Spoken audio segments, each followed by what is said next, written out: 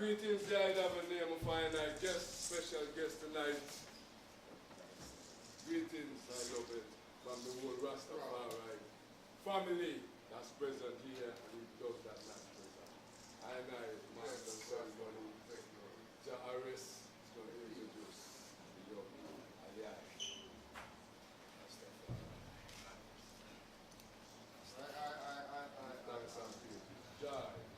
Yes, as well as singers that the players on instruments. And we take this occasion to welcome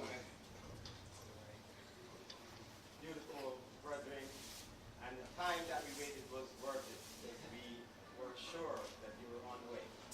Someone said, don't wait for Jesus to come out of the sky, but we know that Yogiraj will be here, and he is, in person. And I must give thanks continually, because the brethren kept saying, Haile Selassie. Now, Selassie Street or Selassie Cathedral, or whatever, Selassie means Trinity. But there's one Haile Selassie the first. There are also other people who are called Haile Selassie. But there's one Haile Selassie the first. So, it is indeed a glorious and momentous occasion that we welcome Gurunath to be with us, to share the energy. Like I said earlier, it's all about energy. His Majesty himself has endorsed this, that, like I said, unless one tries to do more than one can, one will never do all that one possibly can. And it's the enthusiasm that stimulates the energy. And such enthusiasm is going to be shared with us by someone who had the opportunity to share in presence of His Majesty. And by the way, Haile Selassie means for opportunity. So a lot of people would say, Selassie, Selassie. It's kind of disrespectful, but they, you can't tell people that because they figured it out. People said they met the emperor and they know they should bow, and they decided they weren't going to bow, and they eventually had to bow, so it's just a thing in life. Now, like I said, it's a timely and momentous occasion because the emperor has made a lot of pronouncements regarding Africa, and in this special time, it is very critical for us to acknowledge the emperor dealt with all the problems that Africa faces and all the solutions. So it's just left up to the tardy allies. So without further ado, I'm not going to spend a lot of time talking because the guest speaker is here. So I'm going to ask you to introduce yourself, sir. Before I introduce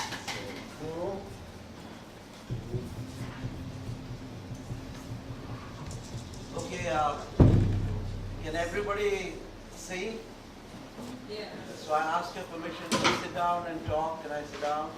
Because if I stand up, you'll see me better. But if you can see me sitting down, I prefer to sit down. Now, welcome in my heart to all of you. And I had the good fortune and good opportunity to meet the great spiritual being called Haile Selassie. He was called the conquering lion of Judah. The conquering lion of Judah. So this was a great opportunity, and I felt very humbled, and I felt very joyous at the same time to have met him. This was in the year 1981. I think I mentioned it in my book. I don't know exactly. Was it 81 or 82? Not 82. And that time I was very young and he was in it, nearing his 90s or something. But he was, he had expressed desire to see a yogi from India. At that time I was in London, and I was teaching near the great Savoy, where His Majesty was staying in Portland Street. Wow. And he was a guest of the Queen Mother. Not this Queen Elizabeth, but her mother. So he was the royal guest. And there are many stories which are, this is coming in the way, so no need.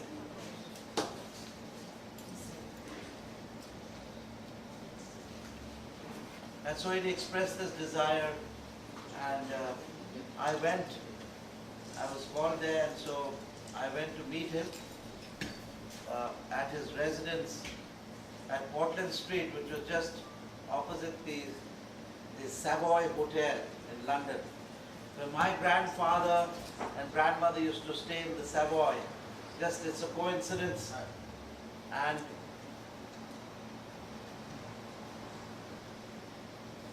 it was a great experience to meet such a spiritual being. He was not an ordinary being, he was a spiritual master. Oh! And his work was very difficult because he took on a lot of karma, a lot of hardships from the people of Ethiopia. His souls had to pass through these tribulations, they had to pass through trials to get to the eternal heavens, to get to the eternal space, the space of God. So he was preparing the space of God for not only the people of Ethiopia, but people all over the world. And therefore, when I met him, and he had, of course, all of you know that this is a divine relationship which happened between the King Solomon. King Solomon was the son of King David, and King Solomon, he married the Queen of Sheba. They in Africa, Queen of Sheba in Ethiopia, Addis Ababa. She was very accomplished in the art of spiritual science too. And they have mentioned her as the Queen Shiva. Now Shiva is the Lord, the great Lord Mahadev in India.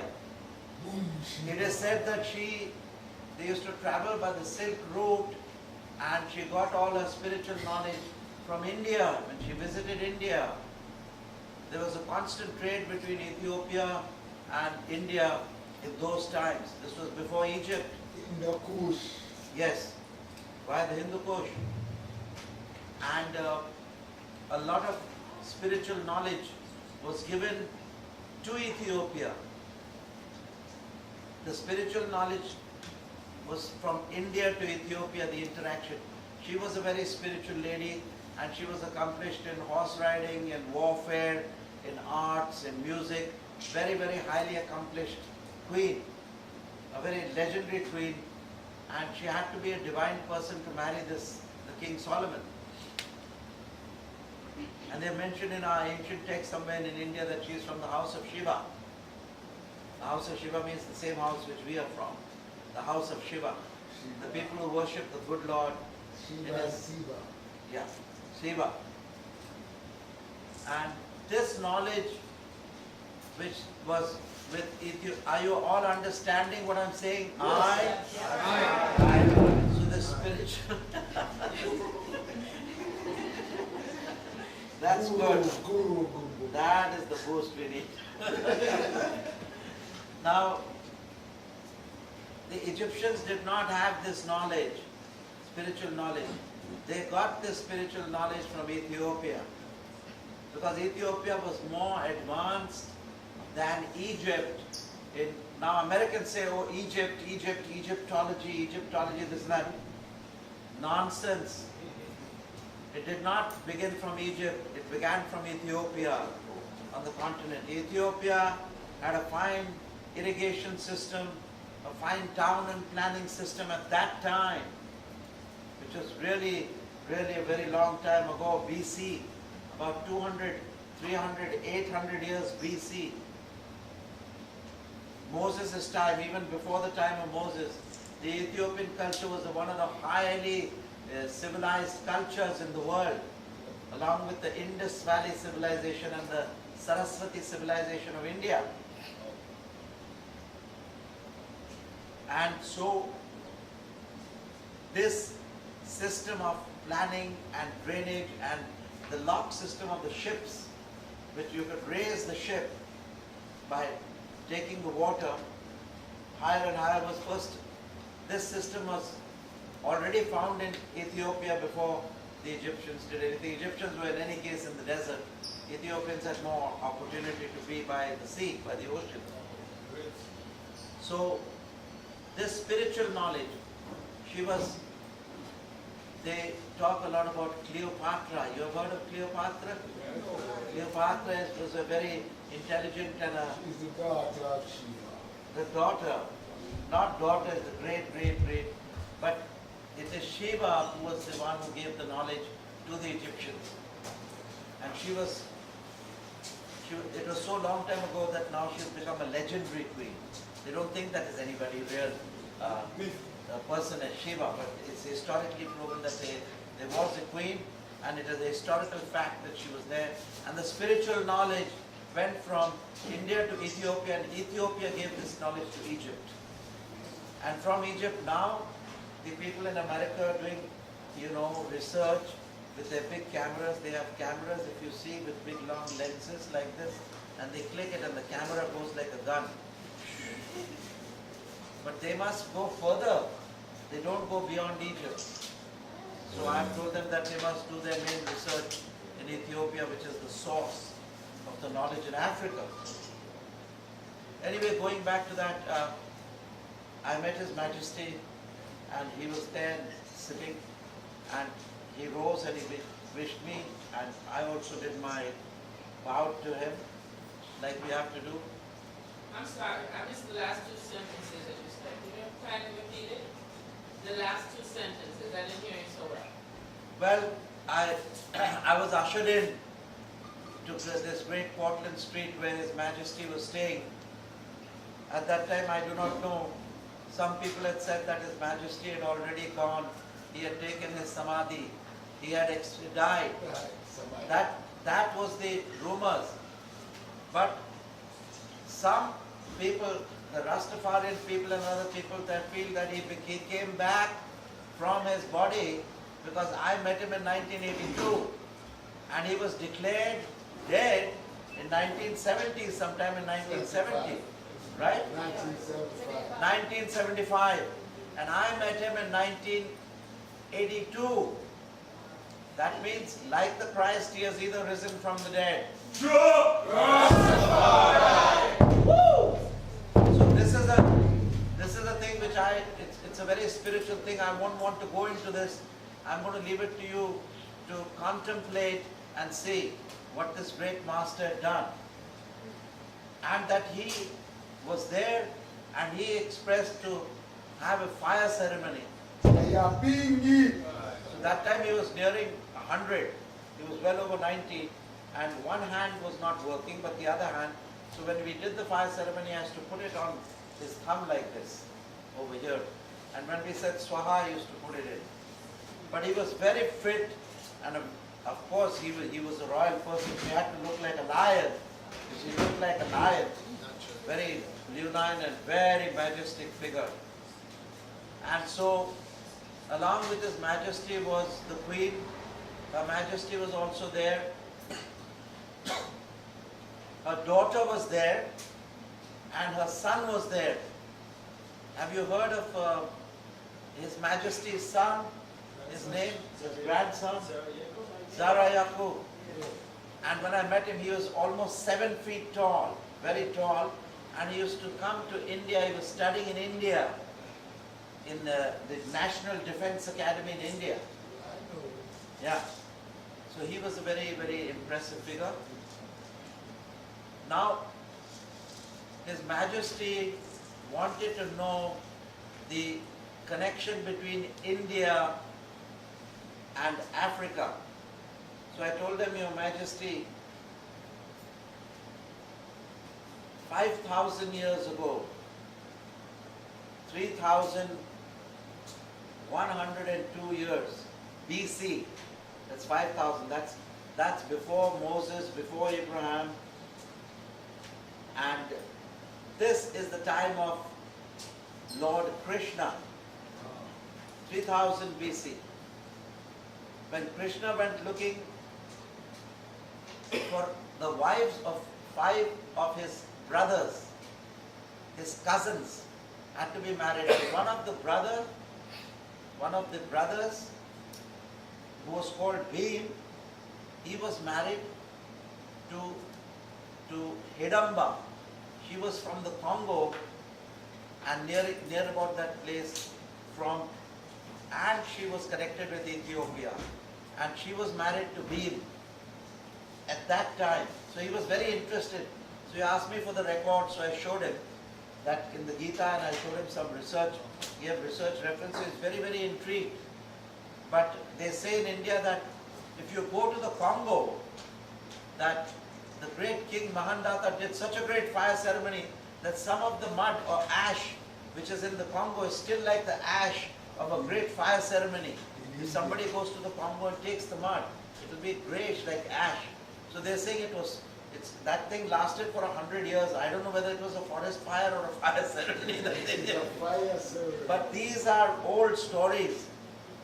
So we were connected to Ethiopia. India was connected to Ethiopia in the sense that there was a marriage alliance. The next marriage alliance was done in South America. The next brother was married to Ulupi. She was from South America, and so on and so forth. So he was very interested in the fire ceremony, and the Queen Mother, Her Majesty, we needed some butter to pour, so she herself knew how to make from butter she made the clarified butter. She knew the Indian traditions. Her daughter-in-law, she was pregnant with child, so she told her, now you cannot stay here, you go away during the fire ceremony because the child cannot attend unless it's of a certain age, because some powerful mantras are said. So she and a lady in waiting, they went out, and then the fire ceremony, and she made it herself. She made you know what is clarified butter? You heard of ghee?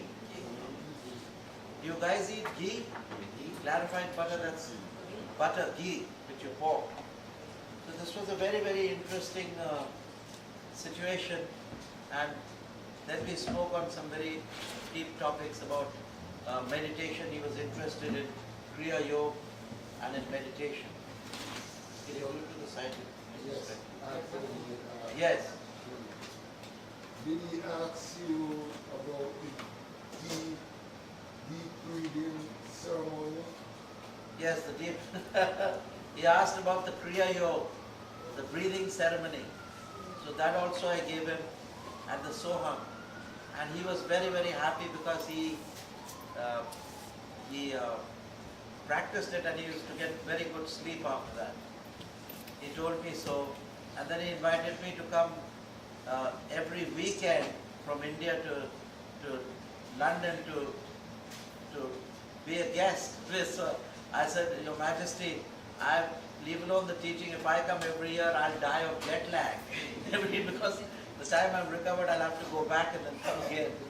So I did go after that, but I didn't have such a deep meeting. But the first time was a very, very wonderful, memorable meeting, and I have mentioned this in my book, Wings to Freedom. I mentioned it in my Wings to Freedom.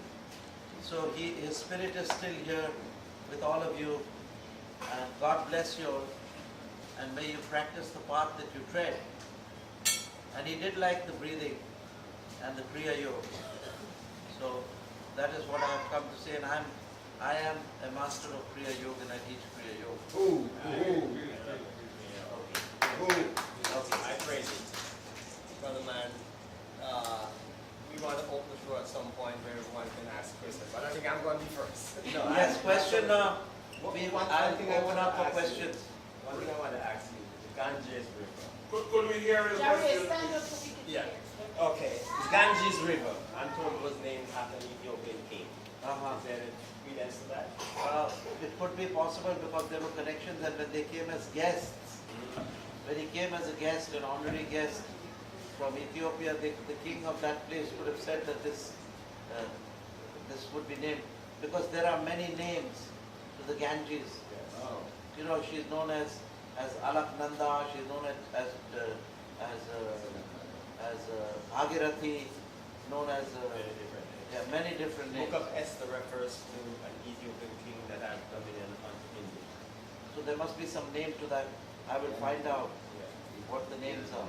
And another question I want, pertinent to what you said, from your book and from your YouTube, has there been anyone challenging you or calling you a madman for saying that you met a man who is supposedly dead? Because no gravesite was ever found for the man who has been to every funeral of every president from that time. You see, his question was that when I wrote in my book that I met His Majesty Haile Selassie in 1982, his question was, did anybody challenge you because he was already dead in 1975, and or did anybody want to question you on that? So I felt that the Rastafarian community had a great sense of awe. It was surprise, and they did not challenge because they knew and they felt that His Majesty had power to resurrect. You understand? And those Rastas who wanted to challenge did not have the courage, because they knew that that His Majesty, after all, he is from the house of Solomon and of the house of Sheba, and this is a very sacred thing. He is a divine being, and a divine being can do anything. And I think you see the mind of different people are different. So the mind in Africa is more open. They are not closed. They are not inhibited. They do believe, yes, a spirit can come, an angel can appear, Christ can bless you, Haile Selassie can meet you. As long as you have that hope, He can come and meet you. You can feel His presence. You can feel Him talking through me. So once you open up your heart, nothing is impossible. Nothing is impossible. God is not impossible. Only the stupid mind is impossible, which keeps tripping over its own doubts.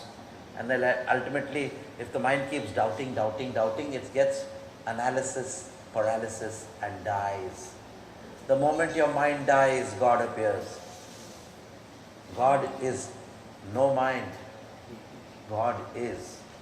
And when the mind disappears, God appears. As long as the mind is there, God chooses to be in the background. Because the mind is ego. It's piping up all the time and trumpeting its own glory. I did this and I did that and I went here and I went there. So these are the sort of discussions I had with His Majesty of Ethiopia. And he was very intrigued in the science of yoga, in the science of Kriya Yoga and breathing. And he practiced it. And when he practiced it, he saw the result also. Yeah, because he is a very, very ancient soul, come from the divine spheres. He is not only born in this life, he is tens of thousands and thousands of years old. That soul is tens of thousands and millions of years old. It's infinity. Alright, so we open for anyone who would like to have a question. Yes, anybody who would like. So, after meeting him, you said he invited you to England? He invited me to On the England. weekends? Yes. So I wanted to know, how many trips did you actually make to England to see him? And, See, I thoroughly met him only once. oh, you actually This is the didn't truth. go to England? After that, I didn't go to England.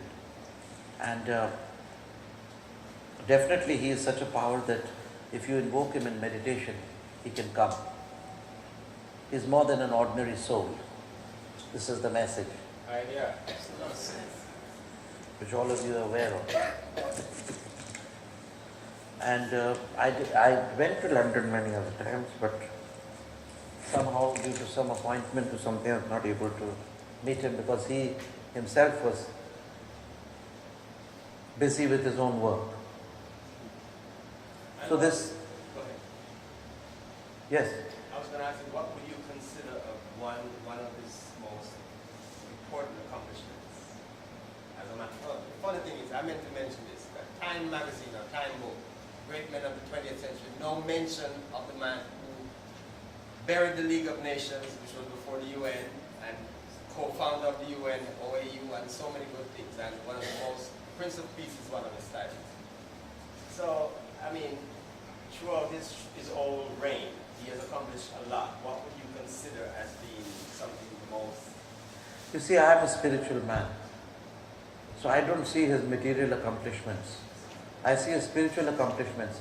And like what I am working more in the astral sphere with your emotions and your intuition, when you sleep at night or when you're rested or when you meditate, that our work is done on the astral and spiritual realms. The physical world is just the tip of the iceberg. His work I see more done on spiritual realms. And he is still working, he is a divine being.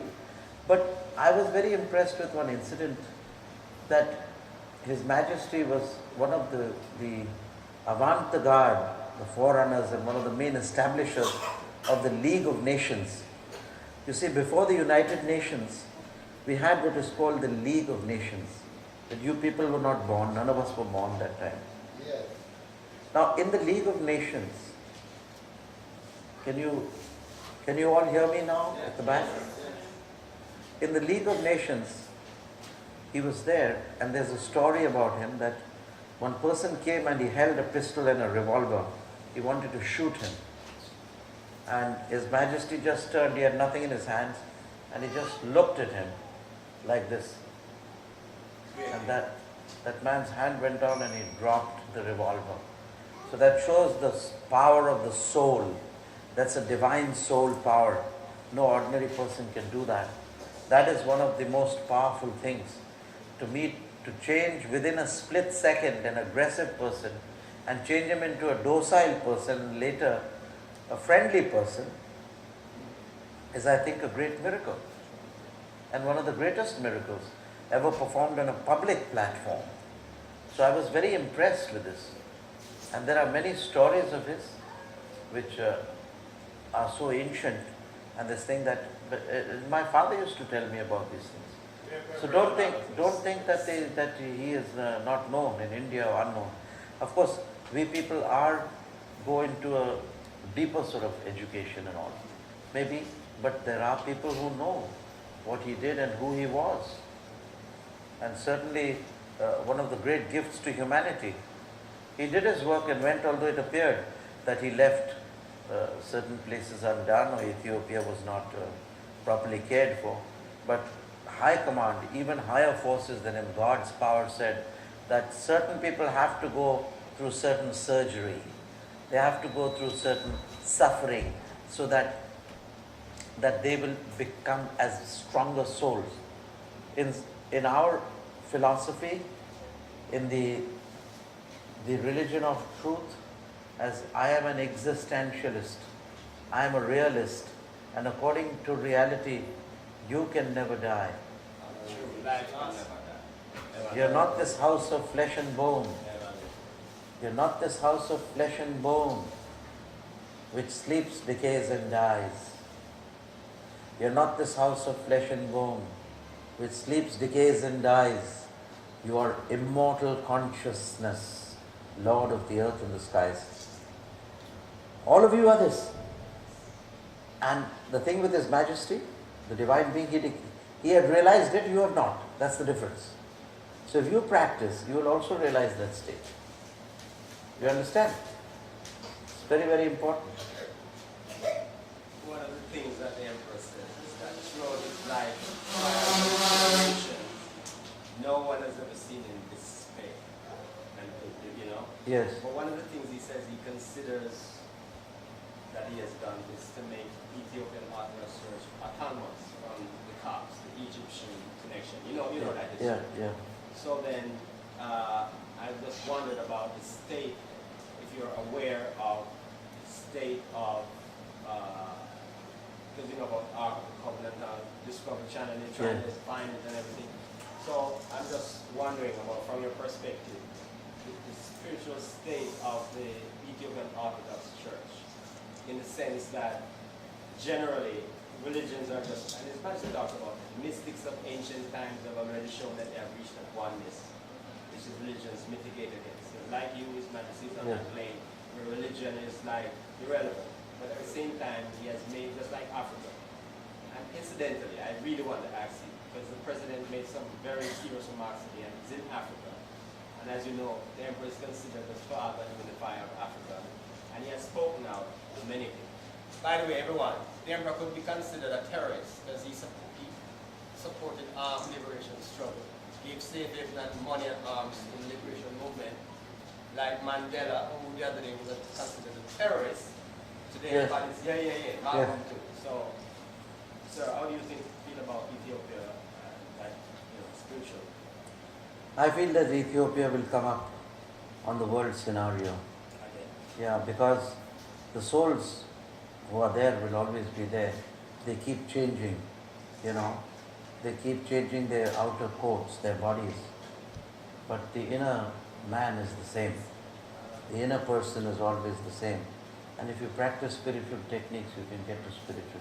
And folks, this is what this is all about. Like I told you before, you have to have open minds and minds that are welcoming to good thoughts. Here it is.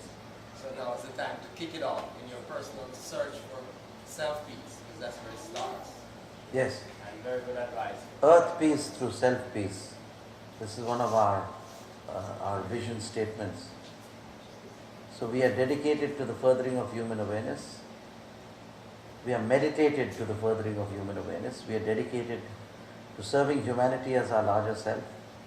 And we are devoted to new life awakening for earth peace healing through self-peace healing. Self-peace healing may be done by Kriya Yoga. Yeah. Yes. Gurunath, I wanted to ask about earth peace through self-peace and the importance of individual spiritual work. Yes. Individual spiritual work. You see, first we must put our own house in order and then put others' house in order. So if we ourselves don't have peace within, we cannot give others peace. You see? So, yes. Yes. Can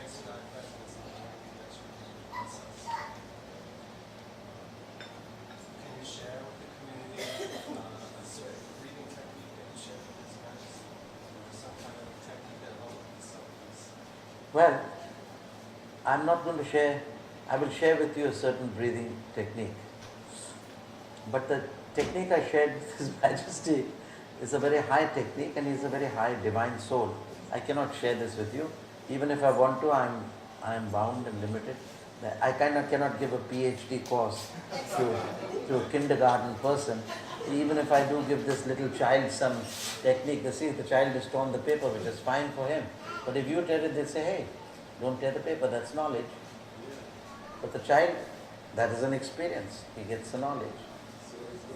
So we can share a technique. I can give you a transmission. If you want a transmission, we can give you a transmission also. And you will feel your body light and energy moving through your body. If you are open, drop your mind and open your heart and I'll give you a technique. Om.